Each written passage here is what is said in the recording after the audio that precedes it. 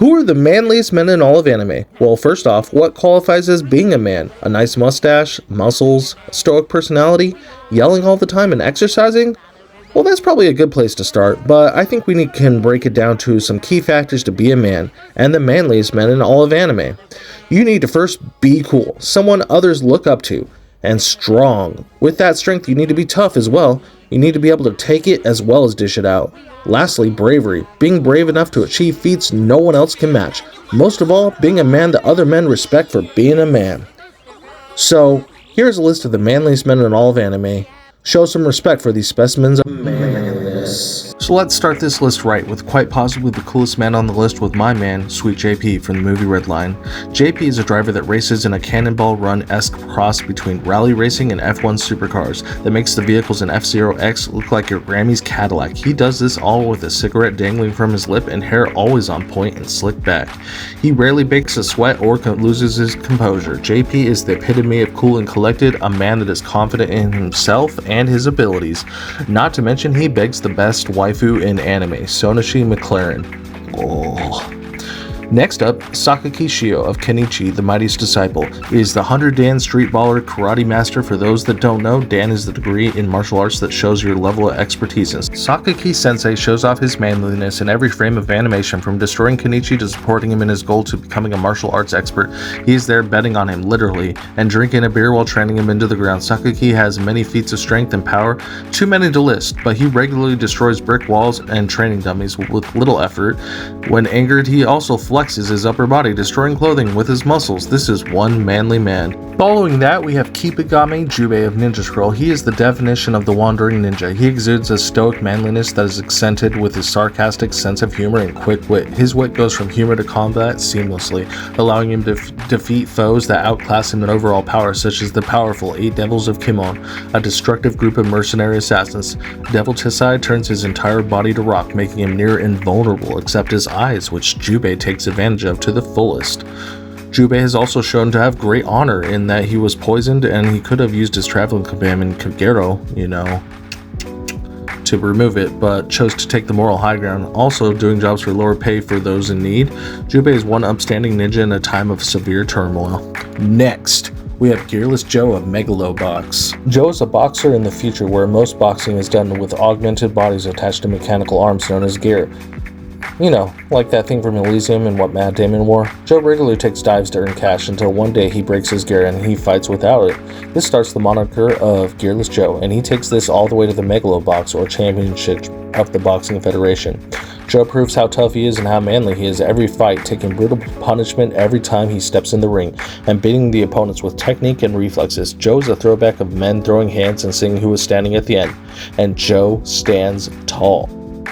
And then now we have Thorl, or Thorl the Tall of Vinland Saga. Now, it's no exaggeration to say that Thorl stands heads and shoulders above the many manly men of Vinland Saga. Thorl is a whopping 7-foot tall wall of man meat. What?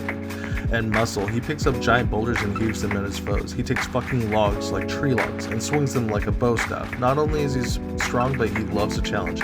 He supported the English in their fight against the Vikings because he thought it would be more interesting to fight against his own countrymen rather than the weak Englishmen.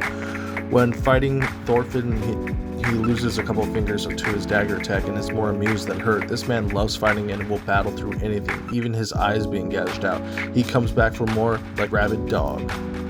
Okay, here comes another big dog, Kenpachi Zaraki of Bleach. Kenpachi lives for battle despite being dead, as are all Soul Reapers.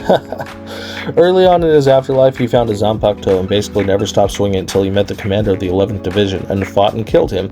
Again? Becoming the new commander and part of the Gotei 13, Kenpachi is so powerful that the 12th Division crafted a patch to cover his eye and consume some of his power constantly, so that he can fight lesser opponents and not just annihilate them. He has impeccable style while wearing this eye patch, and he also has his hair styled into tall liberty spikes with bells on the end for effect and intimidation. He carries around a sword that transforms into a meat cleaver and a little girl on his back at all times. Kenpachi has the chin of a Chad and the style of a god. He could make this list with that alone, but when he pulls up that eye patch, you know it's going down. Okay, now another badass bad man anti-hero. It's Guts from BERSERK. Guts does two things really well: swing his sword, which he does any chance he gets, including downtime from being a mercenary, and kill demon gods, aka apostles. Guts does this as a regular human who has extraordinary strength and stamina. But when you have been trained to kill since you were a child, I guess that just makes sense, and this is before he even gets his berserker armor. Guts, as his name implies, has guts to spare and stands on a mountaintop of defeated foes, killing over 100 in one battle and regularly bisecting them when facing the hordes coming after him. Guts is recognized as a man among men in the Band of the Hawk and still manages to stay humble, not to mention winning the heart of the manliest woman of all of BERSERK, Casca. Lastly, once Guts receives his special armor, he fights beyond human limits as the armor basically keeps his body intact and bolted together despite grievous injury. He gets adrenaline to stay in fighting form even when he is impaled or so broke blood is pouring from the armor gaps. Guts continues to fight till he cannot move anymore because he does not quit. Okay, now we got another boxer, Takamura Mamoru. Takamura is a beast of a boxer. He grew up the son of a wealthy family but went out on his own and fought delinquents in the streets until he was discovered by Kamigawa Boxing Gym's owner/operator, Kamigawa Genji. A former pro himself, he recognized Takamura's natural talent and convinced him to train with him. Takamura has had many manly feats such as becoming a champion in several different weight classes and going undefeated via knockout while doing so. Takamura's power is just incredible, and he uses it well as mentoring other gym members, but to me his most impressive feat is when he fought a bear bare knuckle, defeating such a massive animal and then consuming it, as well as using the skin to enter the ring wearing it as a cloak to make a very dramatic entrance. Takamura is a man apart. Next, we have the first JoJo of all JoJos and the man that started the franchise, Jonathan Joestar. What can you say about Jonathan that hasn't already been analyzed to death? Well, I would say he's the manliest of the JoJos.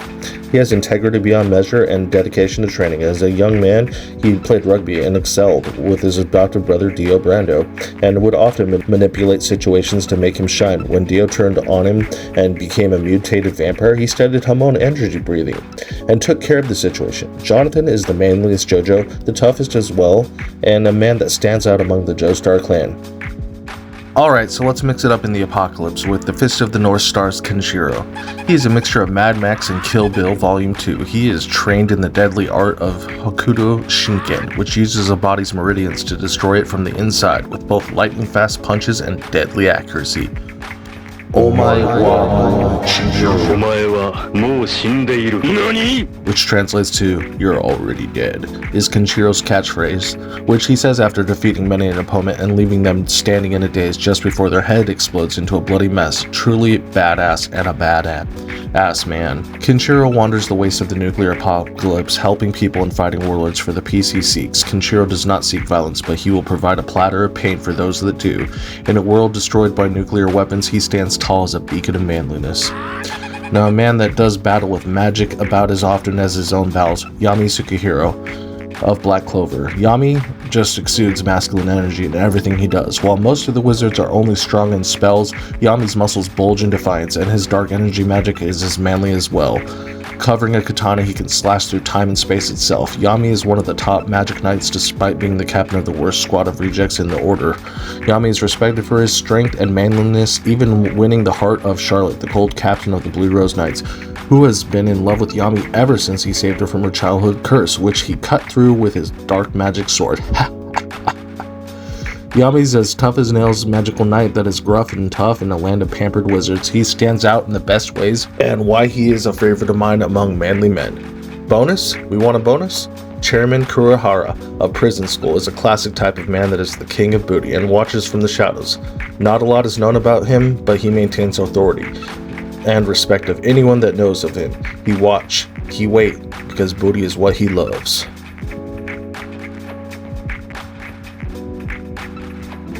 Finally, after a long climb, we have reached the peak. I'm sure many could tell from the thumbnail, but one man is the manliest in all of anime. Yujiro Hanma is the peak of men. In so many ways, he is the strongest being on Earth. First and foremost, no one can stand toe-to-toe with him in terms of strength. He once punched the ground because an earthquake threatened to disrupt a fight between his son and him. Speaking of, he bore a son specifically so someday someone might be a challenge to him and chose to pass only his genes to that son, BAKI, unlike Jack, who was created on accident and had no strength naturally. Sad. Aside from pure strength, Yujiro is an expert in every single martial art, and some he made up to entertain himself. He can slap the skin from an opponent's body, but doesn't so because women slap, men punch. He also is a man that appreciates art and luxury. He can appreciate fine dining and works of art. Another point to show how manly he has treaties with entire countries, non-aggression pacts to maintain peace in the world, because when Yujiro got bored and joined the Vietnam War, many lives were lost, and Jack was conceived. Yujiro actually considers all other people on Earth as women, and he is the only man. BAKI, his blood, probably an exception.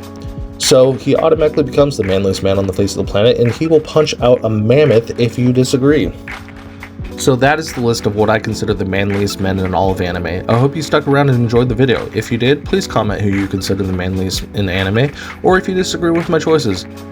And honestly, how could you? This has been the Sakaki Senpai. Subscribe to see more content, keep watching, and keep dreaming.